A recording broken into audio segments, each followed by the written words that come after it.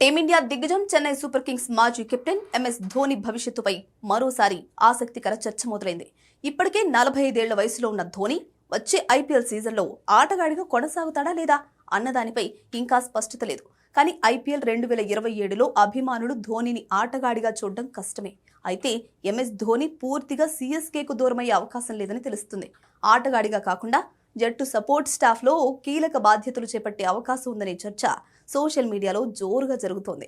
ధోని ఏ హోదాలో సీఎస్కేతో కొనసాగుతాడు అనే దానిపై ఇప్పటి వరకు ఎలాంటి సమాచారమూ లేదు.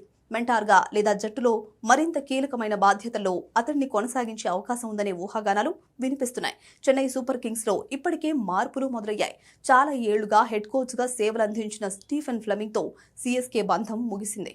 దీంతో వచ్చే సీజన్కు కొత్త హెడ్ కోచ్ రానున్నాడు. కొత్త హెడ్ కోచ్ రాకతో జట్టు కోచింగ్, సపోర్ట్ స్టాఫ్ వ్యవస్థలో కూడా మార్పులు జరిగే అవకాశం ఉంది.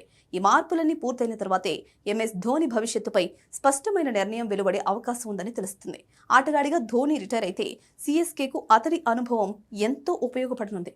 కెప్టెన్గా 5 ఐపీఎల్ టైటిళ్లు అందించిన ధోనికి డ్రెస్సింగ్ రూమ్లోనే కాకుండా ఫ్రాంచైజీ నిర్ణయాల్లోనూ అపారమైన అనుభవం ఉంది.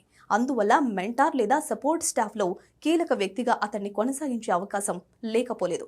ప్రస్తుతం సీఎస్కే కొత్త కోచ్ నియామకంపైనే ప్రధానంగా దృష్టి పెట్టినట్లు తెలుస్తుంది. కొత్త కోచ్ ఎవరనేది తేలిన తర్వాత ఎంఎస్ ధోనిని ఏ పాత్రలో కొనసాగించాలనే అంశంపై కూడా స్పష్టత వచ్చే అవకాశం ఉంది.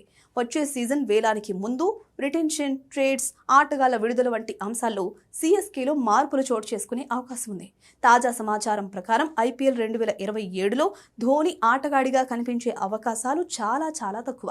అయితే అతడు సీఎస్కేతో ఏదో ఒక కీలక పాత్రలో కొనసాగుతాడా లేదా అనేది మాత్రం ఇంకా తెలియరాలేదు. ధోని అభిమానులు మాత్రం తమ అభిమాన ఆటగాడిని మరోసారి మైదానంలో చూడాలని ఆశిస్తున్నారు. చూడాలి మరి ఏం జరుగుతుందో.